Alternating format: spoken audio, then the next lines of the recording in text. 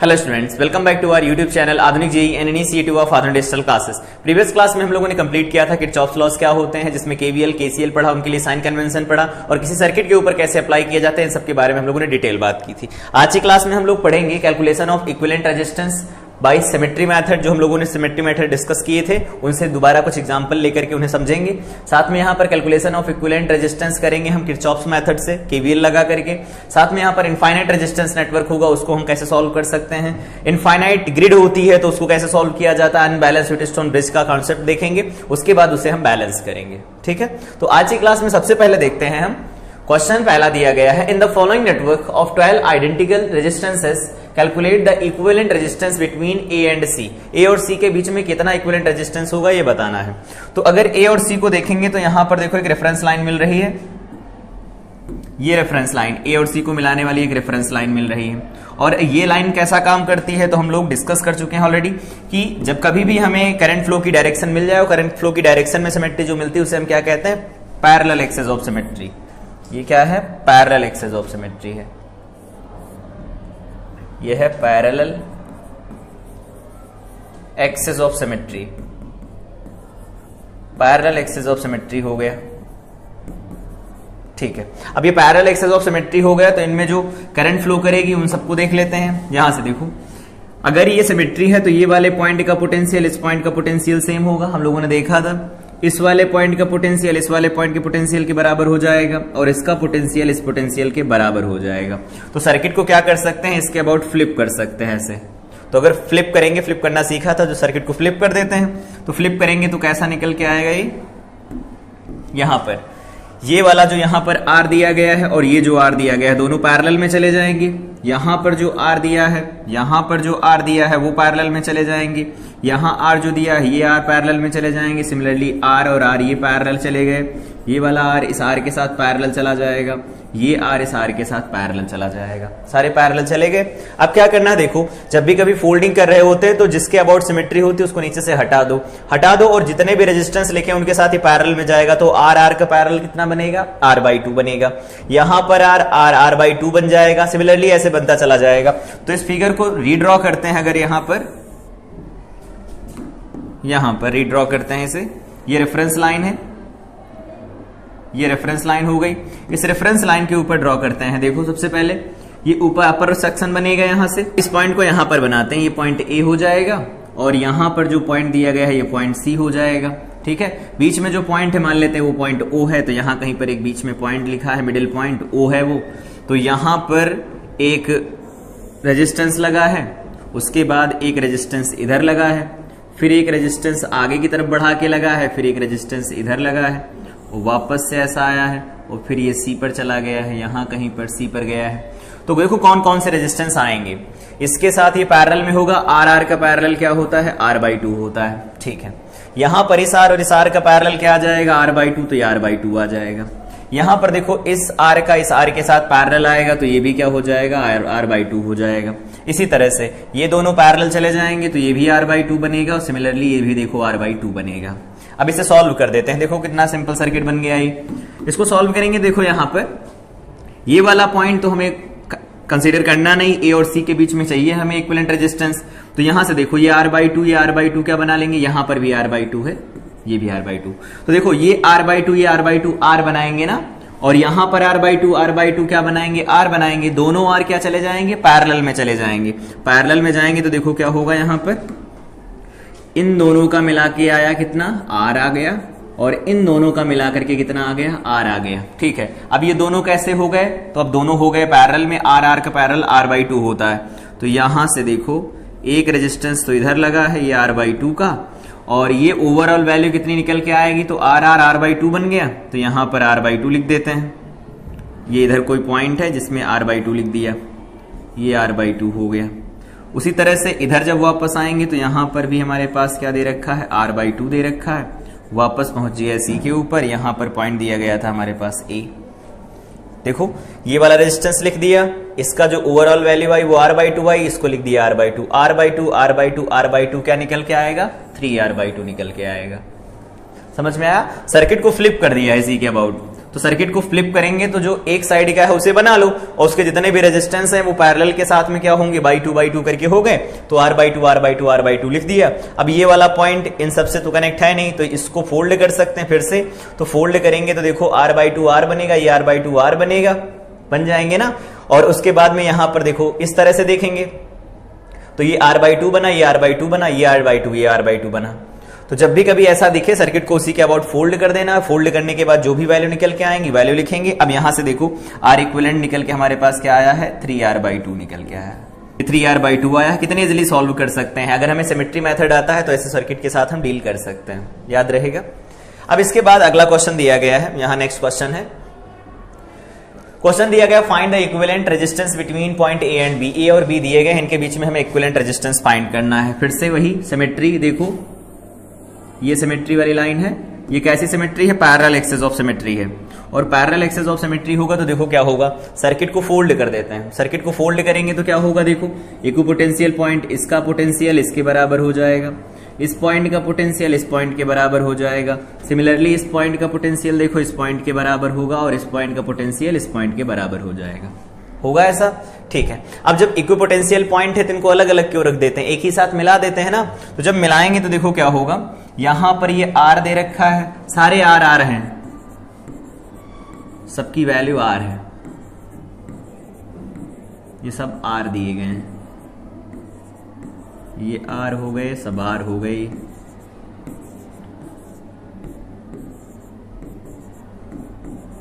ये R दे रखे हैं। अब अगर इस सर्किट को फोल्ड किया जाएगा तो देखो कौन कौन से पैरेलल में जाएंगे, ये दोनों पैरेलल में जाएंगे, ये दोनों पैरेलल में जाएंगे। इसका मतलब ये ट्रायंगल बनाओ और R बाई टू लगा लो, लगा देते हैं।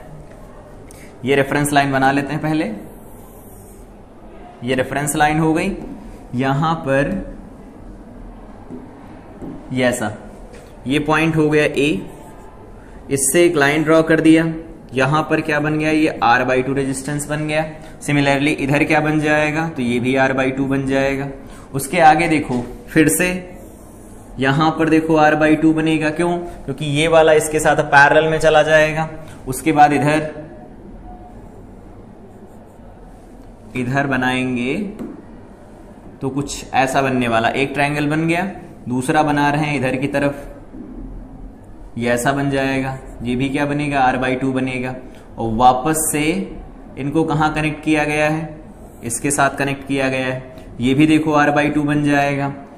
वापस से इधर देखो ये R बाई टू बनेगा, यहां पर देखो ये R बाई टू बनेगा।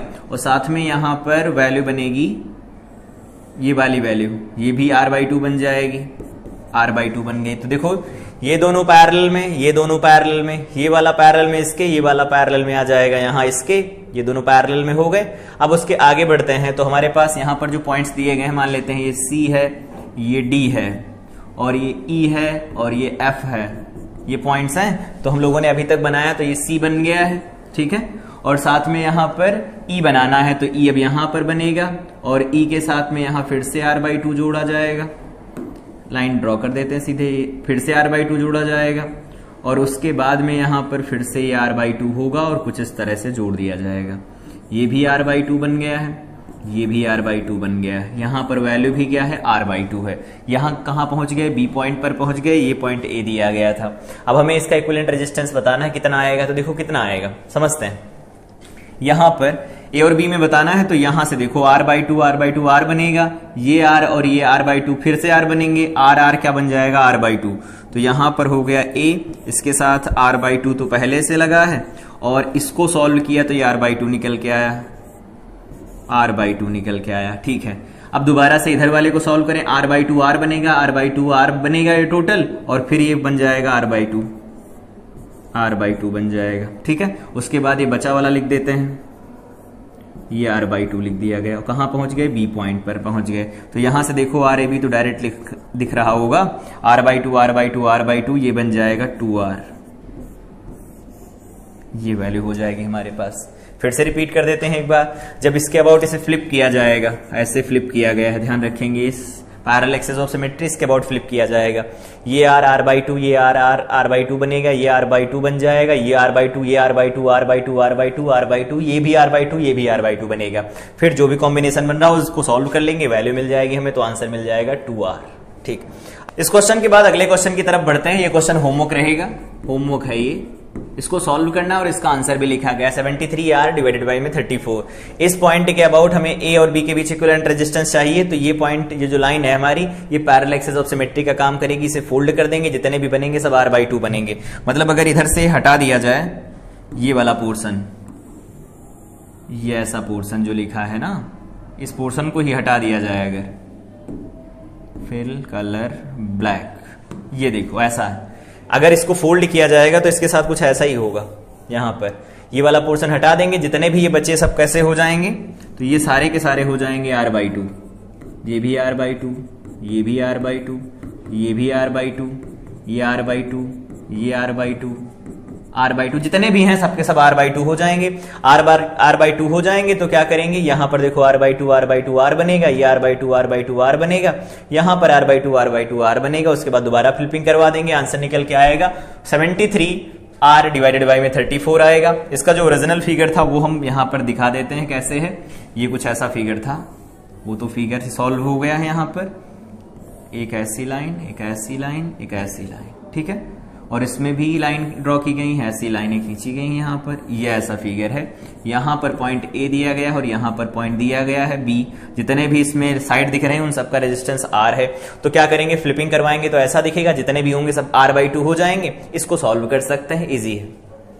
इसके बाद अगला क्वेश्चन दिया गया है, each branch in the following circuit has a resistance R, find the equivalent resistance of the circuit between A and B.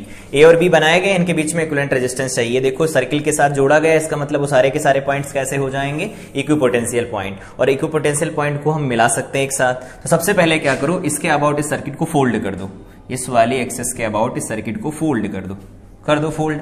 तो बनेगा यहाँ पर स्ट्रेट लाइन, यहां पर ये पॉइंट हो जाएगा बी, ये पॉइंट हो जाएगा ए। इसका कोई नाम नहीं तो हम लिख देते हैं ये पॉइंट है 3 मान लेते हैं, तो 3 पॉइंट है, ये तीसरा नंबर का पॉइंट है। और यहां पर कुछ इस तरह से बना होगा, कुछ ऐसा, ये ऐसा है, और यहां से कुछ इस तरह का बना है। ये आर दिया गया है, ये आर दिया गया है। फ्लिपिंग होगी तो देखो ये r/2 बन जाएगा। ये वाला आर और ये वाला आर पैरेलल में चले जाएंगे, ये वाला आर, ये आर पैरेलल में, ये आर पैरेलल में, ये वाला ये पैरेलल में, ये दोनों भी पैरेलल में हो गए। तो यहां पर सबकी वैल्यू अब r/2 बनेगी। ये r/2 बनेगा, ये भी r/2 बनेगा, ये r है, ये भी r/2 बनेगा, और ये वैल्यू भी r/2 बनेगी। समझ में आ रहा है। अब कह रहे हैं कि यहां पर ये जो पॉइंट दिया गया है और ये पॉइंट दिया गया कंडक्टिंग वायर से जुड़े हैं, तो इनको मिला सकते हैं एक साथ। लेकिन यहां पर जो वैल्यू लिखी गई है ये 3 हो गया, इसे हम 2 नाम दे देते हैं और इस पॉइंट को 1 नाम दे देते हैं। अलग अलग पॉइंट्स हो गए। सबसे पहले इसे बनाते हैं, तो बनाएंगे तो क्या लिख सकते हैं, इनको पहले सॉल्व कर लेते हैं। थोड़ा सॉल्व करना हो तो देखो r, ये r/2 2r/3 बन जाएगा। इन दोनों को लिख लेते हैं, ये क्या बनेगा, r + r/2 3r/2 बन जाएगा। इसको अभी लिख के ही छोड़ देते हैं। तो ये ऐसी वैल्यू बन गई। अब क्या करना है, यहां पर जो 2 नंबर का पॉइंट है इस पॉइंट को समझते, लेकिन 3r/2 उसके साथ पैरेलल में जाएगा। तो यहां पर 3r/2 इंटू में r/2 डिवाइडेड बाई में यहां बनेगा 3r/2 + r/2 बन जाएगा। ऐसा बनेगा, पैरेलल में जाएगा तो यहां ऊपर बन जाएगा 3r² 4 इंटू में क्या बनेगा 2 डिवाइडेड बाई में 4r। तो यहां से 2 से 2 कैंसिल करवा देते हैं, 2 से 2 को कैंसिल कर देते हैं, 4 to 8 बन जाएगा, तो ये बन जाएगा 3r/8। चलो ठीक, इसका मतलब है बी और ये जो 2 नंबर के पॉइंट है इनके बीच में सिर्फ एक रेजिस्टेंस जोड़ा गया 3r/8 का। वापस नए पेज पर चलते हैं। इधर ये हमारे पास एक रेजिस्टेंस है r का, यहाँ पॉइंट ए है, यहाँ पॉइंट बी है।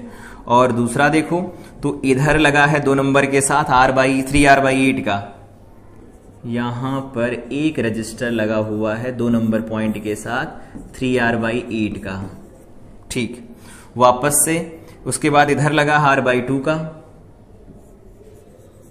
ये r/2 का लगा हुआ है, ऐसा है कुछ, ये r/2 हो, इधर r/2 लगा है। तो यहां पर जो जोड़ा गया था ये वाला, ये तो अभी भी लगा है ना, तो ये भी लगा है अभी। ये कितना था, r/2 था, और वापस से हम वहीं पहुंच जाएंगे तो ये क्या बन जाएगा, r/2 बन जाएगा। समझ में आया होगा।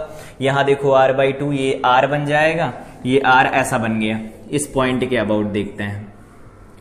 इसके अबाउट अगर हम देखेंगे तो ये दोनों पॉइंट्स को तो हम मिला सकते हैं ना।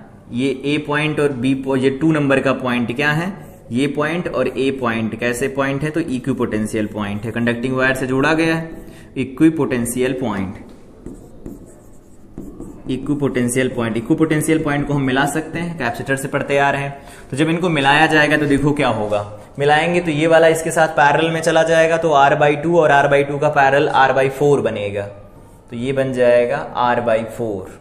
ठीक है, वापस से यहां क्या बना है, तो ये R/2 है ही, फोल्ड करेंगे तो ये इसके साथ पैरेलल में चला जाएगा, तो R और 3R/8 का पैरेलल में क्या बनेगा, यहां पर A है यहां पर B है, तो ये वाली वैल्यू जो निकल के आएगी R की, या फिर हम इसे लिख देते हैं R' की, वो निकल के आने वाली है R इंटू में 3R/8 डिवाइडेड बाय में R प्लस 3R/8, पैरेलल में चले गए दोनों, ये इसके साथ पैरेलल चला गया। सॉल्व कर देते हैं, यहां बनेगा 3R²/8 इंटू 8 डिवाइडेड बाय में 11R, R से R को कैंसिल करवा देते हैं तो बन जाएगा 3R/11, ये बन गई वैल्यू।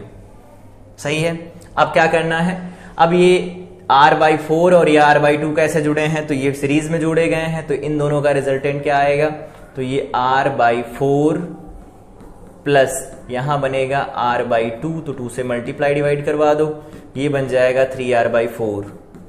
ठीक है, ये 3R/4 ये 3R/11 पैरेलल में चले जाएंगे, तो R इक्विवेलेंट जो बनेगा वो क्या बनेगा, 3R/4 इंटू में 3R/11 डिवाइडेड बाय में यहां लिखेंगे 3R/4 प्लस 3R/11, ये ऐसा बन गया। यहां पर 4 ऊपर नीचे मल्टीप्लाई करा देते हैं, यहां 11 करवा देते हैं, एलसीएम बराबर हो गए, ये बन जाएगा देखो 339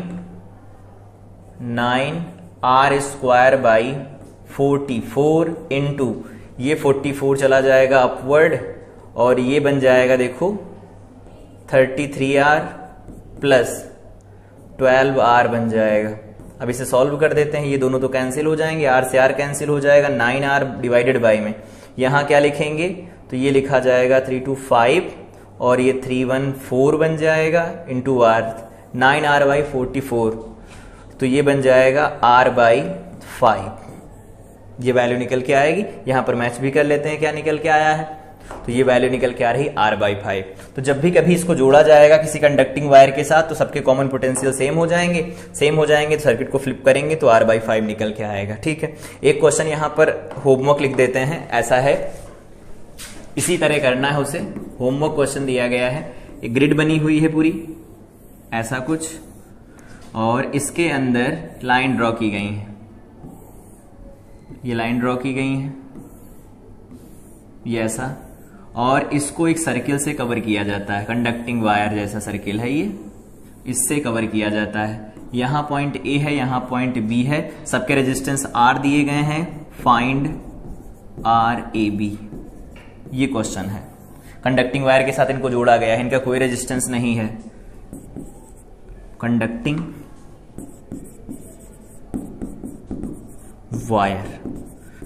वायर के साथ जोड़ा गया। तो जैसे पहले वाला क्वेश्चन किया है ये अभी, वैसे कर लेंगे इसको भी, होमवर्क रहेगा। आगे स्टार्ट होता है calculation of equivalent resistance bye Kirchhoff method. अभी जो हम लोग कर रहे थे, सिमेट्री पढ़ी थी, सिमेट्री के बिहाफ पर हम क्वेश्चन को सॉल्व कर रहे थे, लेकिन यहां पर सिमेट्री काम नहीं करती। जब अगर सिमेट्री होती भी है तो बहुत इनफाइनाइट नंबर ऑफ ग्रिड होते हैं, तो उसमें हमें केवीएल लगाना पड़ता है। देखो कैसे, इसके स्टेप्स क्या है।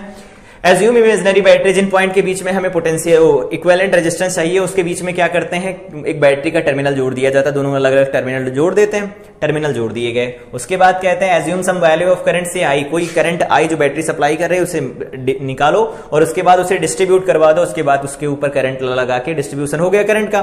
फिर केवीएल लगाओ, केवीएल लगाने के बाद जो भी अननोन वैल्यू हो उसकी वैल्यू सॉल्व करो। उसके बाद देखो बैटरी का ईएमएफ और करंट का जो रेशियो निकल के आता है वो क्या होगा, तो हम लोगों को पता है R इज इक्वल टू लिखा जाता है V डिवाइडेड बाई में I, या IE डिवाइडेड बाई में I, जैसा लिखना हो। ये किसके बराबर हो जाएगा, रेजिस्टेंस के। एक क्वेश्चन पर लगा करके इसे देखते हैं। जैसे इसको सॉल्व तो कर सकते हैं दो अलग अलग मेथड से, एक तो तरीका ये हो गया, इसको हम सॉल्व कर देते हैं। पहले method solution, first method first method को हम सॉल्व करेंगे तो कैसे सॉल्व कर सकते हैं, जो इक्विपोटेंशियल पॉइंट है उनको मार्क करो।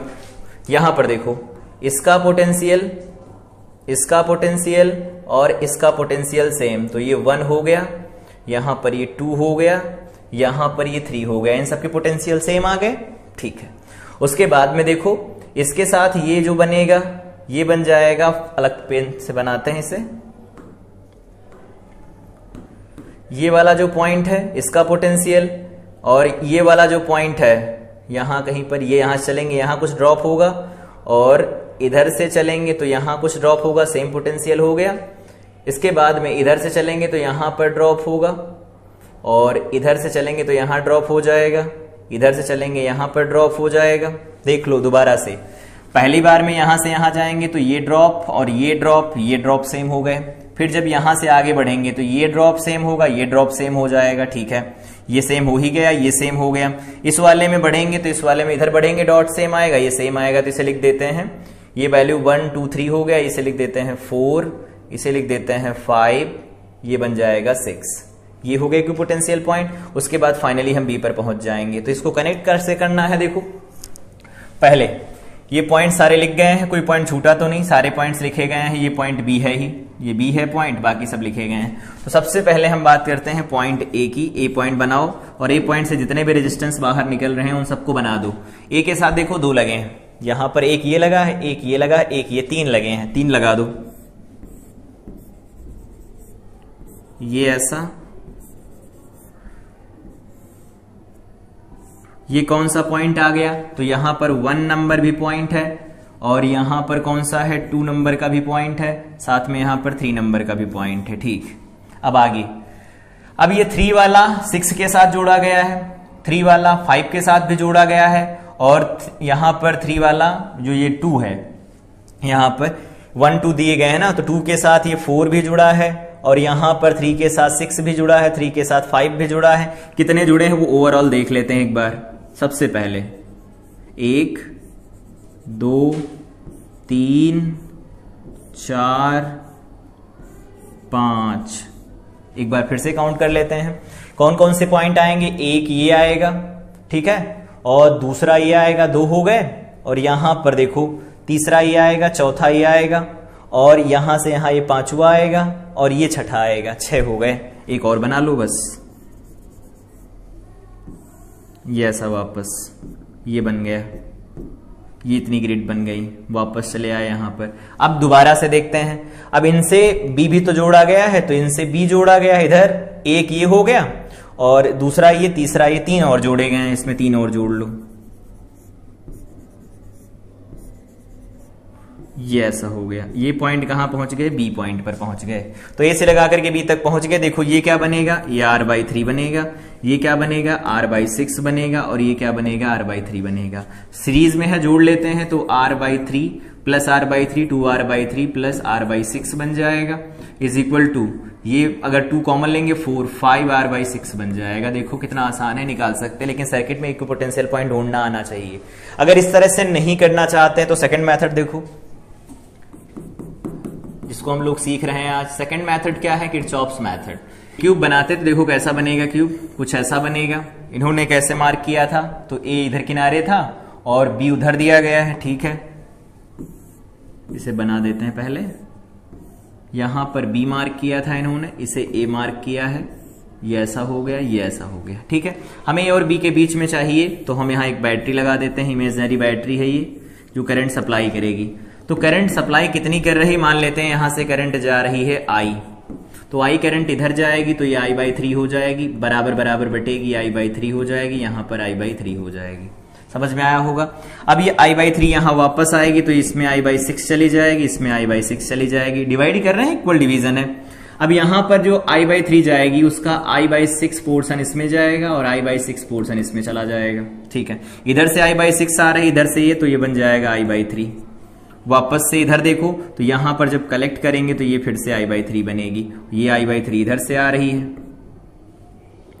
I/3, और वापस इधर से भी क्या आएगी, I/3 आएगी, कलेक्ट कर ली जाएगी, I बनेगी। अब इसमें क्या करना है, जो भी सबसे आसान रास्ता हो उस पर चलना शुरू कर दो और KVL लगा दो। तो यहां पर मान लेते हैं ये V दिया गया है, अप्लाई करो KVL, तो -V लगाना सिखाया केवीएल, माइनस वी, वापस चाहे इस किनारे वाले रास्ते से निकल जाओ बी तक, यहां पर देखो आई आर का ड्रॉप होगा तो इसे लिखेंगे प्लस का I/3 इंटू आर, उसके बाद में प्लस इस वाले 6 को लिख लेते हैं तो ये बन जाएगा I/6 इंटू में आर बनेगा, वापस ये वाला लिख देते हैं तो यहां लिख देंगे I/3 into R is equal to बनेगा 0। वापस से देखो क्या है, इसमें ड्रॉप लिखा हम लोगों ने, इधर ड्रॉप लिखा इसमें और इधर ड्रॉप लिखा, चाहे जो रास्ता जाना चाहे जा सकते हैं, जो सबसे छोटा है उसको कवर करेंगे हम। तो यहां पर ये बन गया 6 हो गया इसका एलसीएम, यहां पर ये 3 लिखा है, ये 3 लिखा गया है, 6 हो गया इसका एलसीएम तो यहां पर लिख सकते हैं v is equal to 6 LCM ले लो तो यहां बन जाएगा 2r, ठीक है, और प्लस यहां पर बन जाएगा r प्लस यहां बन जाएगा 2r, इनटू में क्या बनेगा I बनेगा, देखो 4 5r बन जाएगा तो ये बनेगा 5r/6, इनटू में बन जाएगा I। कैलकुलेशन के स्टेप्स क्या थे देखो, पहला कह रहे थे v/i निकालो तो v/i तो निकल जाएगा ना, यहां से v इधर लिखा गया है, I राइट साइड में, इसे नीचे उतार लो, किसके बराबर, r इक्विवेलेंट के बराबर आ जाएगा, तो v की वैल्यू मतलब v/i की वैल्यू यहां से कितनी मिलेगी 5r/6 मिल जाएगी। तो देखो केवीएल लगा के कितनी आसानी से कर सकते हैं, और इस तरह से देखो कितनी लंबी कैलकुलेशन जा रही है। अगला क्वेश्चन है, उससे पहले हम कुछ डिस्कस करते हैं, that is unbalance Wheatstone bridge. Unbalance discuss क्यों कर रहे हैं, हर बार जरूरी थोड़ी बैलेंस होकर के ही हमारे पास ब्रिज आएगा। तो मान लेते हैं यहां से करंट फ्लो करती है दैट इज I, और इधर जा रही है वो करंट कितनी है I1 है, तो इधर कितनी जा रही होगी, तो ये करंट जाएगी I-I1, सही है, ठीक। अब इस वाले में जो करंट जा रही होगी, मान लेते हैं I3 चली गई तो इसके अंदर करंट कितनी जाएगी I1 - I3, और वापस से इधर से I3 आएगी, इधर से चली जाएगी ये करंट, ये क्या दिया गया है तो I3 ऊपर से आ रही है और ये करंट आ जाएगी I - I1 और इधर से जाएगी और उधर से वैल्यू निकल के आएंगी तो ओवरऑल करंट I फिर से बन जाएगी, ये बनेगा यहां से I1 कैंसिल, ओवरऑल I बनेगा। अब सारी करंट लिख दी है, केवीएल इक्वेशन लिखना शुरू करते हैं, ध्यान से देखेंगे। सबसे पहले बात करते हैं इस लूप में चलें तो यहां से बढ़ेंगे तो क्या मिलेगा हमें माइनस, ये प्लस मिलेगा I1 इंटू में R1, ठीक है, डाउनवर्ड जा रहे हैं R5 में तो प्लस लिखेंगे I3 इंटू R5 बनेगा, और इधर जब आएंगे तो पहला साइन लिखेंगे तो हमें पहला साइन निगेटिव मिलेगा, क्योंकि पॉजिटिव ये इस बार बनेगा, निगेटिव ये, तो निगेटिव लिखेंगे, क्या लिखेंगे ये, तो ये बन जाएगा R3 into I - I1 is equal to 0 बनेगा। इक्वेशन फर्स्ट हो गई।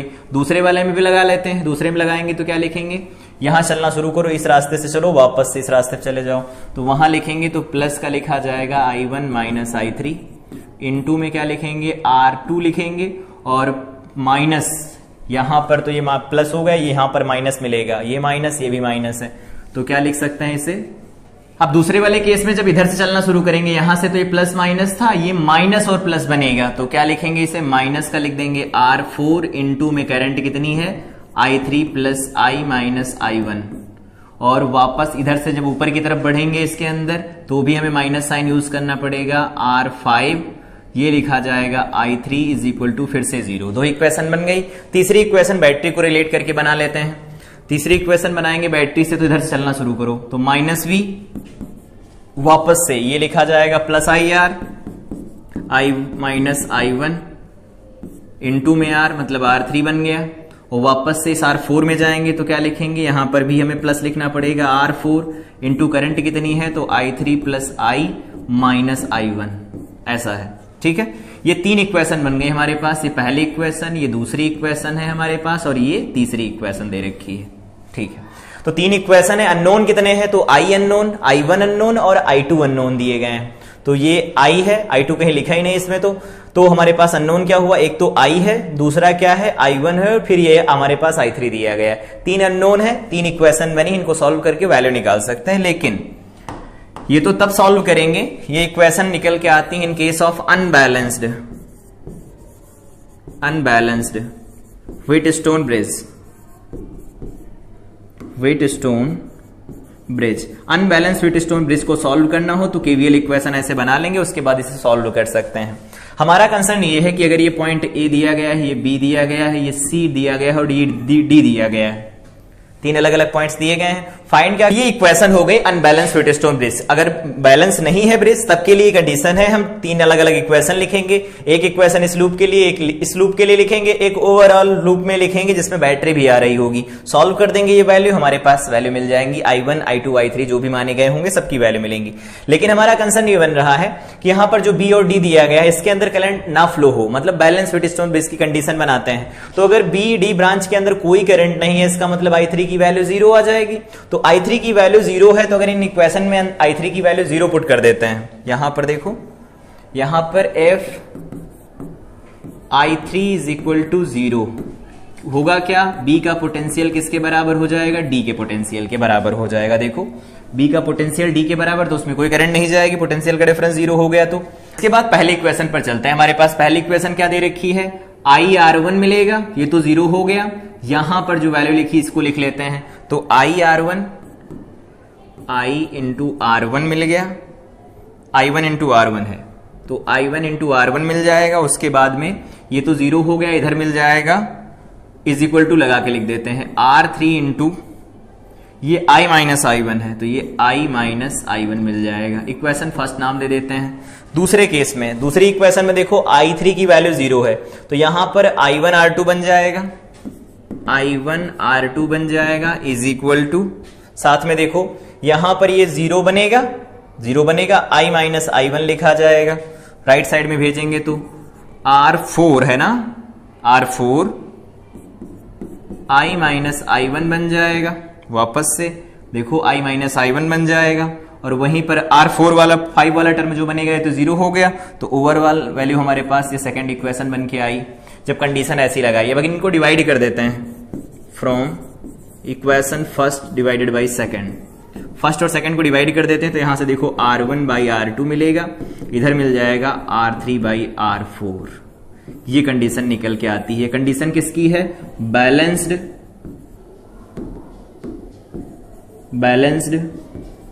Wheatstone bridge, Wheatstone bridge, balance Wheatstone bridge की ये कंडीशन होती, इस तरह से हम निकाल सकते हैं। तो अगर बैलेंस नहीं होगा तो इस तरह से इंडिविजुअल कैलकुलेशन करके सॉल्व कर सकते हैं। नोडल एनालिसिस लगाएंगे तो और भी इजी होगा, सॉल्व किया जा सकता है। ठीक है, तो केवीएल इक्वेशन फॉर्म करेंगे, उसके ऊपर कंडीशन लगाएंगे कि दोनों के पोटेंशियल अगर सेम हो जाते तो उसके ब्रांच के अंदर कोई करंट फ्लो नहीं करेगी। वहां से रिजल्ट निकल के आया, यहां पर देखो बनाया भी गया है। तो यहां पर बैलेंस व्हीटस्टोन ब्रिज में याद रखेंगे F R1 डिवाइडेड बाई में R2 इज इक्वल टू क्या निकल के आए, R3 बाई R4 निकल के आता है। देन I करंट जो फ्लो करेगी इन R5 वो कितनी लिखी जाएगी, 0 लिखी जाएगी, उसमें कोई करंट फ्लो नहीं करेगी। और अगर कोई करंट फ्लो नहीं करेगी तो इस सर्किट में इसे लगाने का कोई मतलब नहीं, सर्किट को हम अब इजीली सॉल्व कर सकते हैं। ये R1 हो जाएगा, ये हमारे पास R2 बन जाएगा, ये ऐसा हो गया, ये कुछ ऐसा, ये R4 बन जाएगा, ये बनेगा R3 और इसे बैटरी से दोबारा कनेक्ट कर दिया जाएगा। अब अगर इसका इक्विवेलेंट रेजिस्टेंस निकालना हो, देखो कितना इजी निकाल सकते हैं। R1 R2 कैसे पैरेलल में है, वो सीरीज में है, तो इनका तो हो गया R1 प्लस R2 और ये दोनों कैसे हैं, ये भी सीरीज में है तो R3 प्लस R4 बन गया। और ये दोनों मिलाकर के किस में है, ये दोनों मिलाकर के तो पैरेलल में लगा लेंगे, वैल्यू मिल जाएगी। तो आंसर हमारे पास निकल के आएगा R1 plus R2 into R3 plus R4 बन जाएगा, दोनों को मल्टीप्लाई करा दिया, यहां पर बनेगा R1 plus R2 plus R3 plus R4 बन जाएगा। ये हो जाएगा RAB बैटरी के टर्मिनल के अक्रॉस बन जाएगा। अगर ये A पॉइंट दिया गया है, ये B दिया गया है, तो उसका इक्विवेलेंट ऐसे निकाला जाएगा। इसको और सॉल्व कर लेते हैं, कभी अगर फॉर्मूला लगाना हो तो लगा सकते हैं। देखो R1 R3 plus R2 R3, इसको मल्टीप्लाई कराया दोनों से, अब R4 को करा देते हैं तो R1 R4 बनेगा, R1 R4 बनेगा और यहां पर R2 R4 बन जाएगा डिवाइडेड बाय में यहां क्या लिख सकते हैं, R1 plus R2 plus R3 plus R4, ये वैल्यू हमारे पास निकल के आ जाएंगी। ठीक है, तो इस तरह से क्या करते हैं हम बैलेंस व्हीटस्टोन ब्रिज के साथ डील कर सकते हैं। और अगर बैलेंस नहीं होगा तो इस तरह से हमें एक केवीएल इक्वेशन फॉर्म करनी पड़ेंगे और उनको सॉल्व कर लेंगे। केवीएल इक्वेशन फॉर्म ना करनी पड़े इसके लिए नोडल एनालिसिस लगा सकते हैं। ठीक, आगे बढ़ते हैं इसके। अगला यहां पर दे रखा है इनफाइनाइट रेजिस्टेंस नेटवर्क। अगर इनफाइनाइट नंबर ऑफ रेजिस्टर्स लगे हैं तो उनका इक्विवेलेंट रेजिस्टेंस कैसे निकाला जा सकता है। कैपेसिटर में भी पढ़ा था, रिपीटिंग यूनिट जो होती है उसको छुपा लेते हैं। कैसे, यहां 1 2 1 2 1 2, इसका मतलब एक छोटी सी यूनिट है 1 और 2 जो बार बार रिपीट हो रही है। तो अगर हम मान लेते हैं कि इन दोनों के बीच में जो इक्विवेलेंट रेजिस्टेंस दिया गया है ए और बी के बीच में, अगर वो आर है, तो अगर हम यहां से बात करते हैं सी और डी पॉइंट के बीच में, तो इसका भी इक्विवेलेंट रेजिस्टेंस आर रहेगा। तो हम यहां ये कह सकते हैं कि ये वाला जो इंटरनल रेजिस्टेंस होगा वो भी आर ही रहेगा। तो बाकी सर्किट को यहां से हटा देते हैं, तो बाकी सर्किट को हटाएंगे तो देखो क्या बनेगा, ये ए बन जाएगा। यहां पर एक रेजिस्टेंस, वो कितने का, 1 ओम का, और वो यहां पर कितना, 2 ओम का है। और इसके आगे जो आएगा वो रिजल्टेंट आएगा, वो आर के बराबर होगा। और यहां वापस पहुंच गए बी पॉइंट के ऊपर। सही है। क्वेश्चन में आगे देखेंगे, यहां पर जो बैटरी जोड़ी गई, मान लेते हैं 6 वोल्ट की बैटरी है, तो इस 2 ओम के अंदर कितनी करंट फ्लो करेगी, आई उसकी वैल्यू बतानी। पहले इसका हम सोल्यूशन देख लेते हैं। ये दिया गया है 2 ओम, ये आर दिया गया, और इनके बीच में जो रिजल्टेंट आएगा वो आर ही आएगा, इक्विवेलेंट रेजिस्टेंस।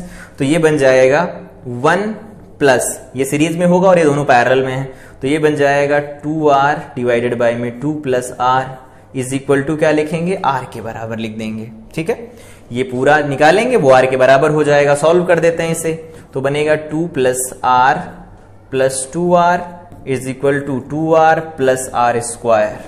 क्रॉस मल्टीप्लाई करा दिया। यहां से देखो बनेगा, ये 2R से 2R कैंसिल करवा देते हैं, तो बन जाएगा R square minus R minus 2 is equal to 0। तो ये R square minus 2R plus R minus 2 is equal to 0 बनेगा। देखो यहां से वैल्यू क्या मिल रही है, आर इज इक्वल टू 2 ओम मिल रही, क्योंकि प्लस वाली वैल्यू हम नेग्लेक्ट कर देंगे। इस तरह से सॉल्व कर सकते हैं। अगर ऐसा ना हो, यहां पर एक दूसरा टाइप दिया गया है, यहां पर 1 लिखा तो यहां आधा लिखा, यहां 2 लिखा तो उसका आधा लिखा है, यहां से फिर उसका आधा लिखा, फिर उसका आधा, फिर उसका आधा, ऐसे चल रहा है। तो अगर हम यहां पर एज्यूम करते हैं, यहां जो क्वेश्चन था उसमें एक बात और बतानी थी कि इस वाले ब्रांच के अंदर करंट कितनी होगी, तो रेजिस्टेंस क्या मिल गया, 2 ओम। तो यहां पर ऐसा है, ये ए पॉइंट हो गया, यहां पर ये 2 ओम दे रखा है, और करंट कितनी चलेगी बैटरी से, तो आई इज इक्वल टू होता है वी है 6 डिवाइडेड बाय में आर कितना आया है, 2 आया, तो 3 एम्पियर की करंट चलेगी। तो इधर 2 हो गया हमारे पास, और इधर सामने क्या जोड़ा जाएगा, तो सामने इधर जोड़ा जाएगा 2 ओम ही बनेगा ना, और इधर यहां पर 1 ओम जोड़ा गया था, 1 ओम जोड़ा गया था। यहां बैटरी कनेक्ट की गई थी, बैटरी की सप्लाई 6 वोल्ट थी। अब ये यहां से करंट कितनी जाएगी, इसमें डिवाइड करके वैल्यू निकाल सकते हैं कितनी करंट होगी।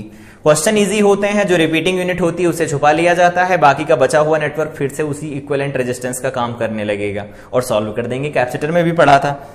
अगला है, जहां पर अभी देखा कि ये 1 और 2 है, ये हाफ है, ये 1 है। इसका मतलब क्या है, अगर यहां पर हम R मान लेते हैं ए और बी के बीच में रेजिस्टेंस, तो इसके बाद तो सारे आधे हो गए हैं, तो यहां से यहां के बीच में रेजिस्टेंस क्या मानना पड़ेगा, हमें R/2 मानना पड़ेगा। इजी है, सॉल्व कर सकते हैं। अब क्या होगा, रिपीटिंग यूनिट तो पता चल गई, यहां पर 1 ओम है, और यहां पर दे रखा है 2 ओम, और इधर ये पॉइंट दिया गया है बी, ये पॉइंट है ए। इसके साथ यहां पर कितने को लगाएंगे, तो ये R/2 को लगाएंगे, और इनके बीच में जो निकल के आएगा वो कितना होगा, R होगा। सॉल्व कर देते हैं इसे, क्या बनेगा, ये वैल्यू हमारे पास निकल के आएगी 2 इंटू R/2 डिवाइडेड बाय में 2 plus R/2 is equal to, यहां पर बन जाएगा 2R/2 इंटू में ये 2 बनेगा, डिवाइडेड बाय में बन जाएगा 4 प्लस R। ये 2 से 2 कैंसिल करवा देंगे, तो यहां पर बनेगा 2R/4 प्लस R बन जाएगा, ऐसा बनेगा। अब ये निकल के आया है, और इसको साथ में जोड़ देते हैं किसके, तो यहां पर वैल्यू लिखी जाएगी 2R डिवाइडेड बाय में 4 प्लस R, और इसमें 1 को ऐड करेंगे किसके बराबर, R के बराबर। तो 2R plus 4 plus R is equal to 4R plus R square बन जाएगा। यहां से देखो क्या मिलेगी वैल्यू, ये 2 है, ये 1 है, 3 बनेंगे, 3 के साथ जब 1 लिखेंगे तो ये R बचेगा, तो ये R plus R square is equal to बन जाएगा 4, तो R square plus R minus 4 is equal to 0 बन जाएगा।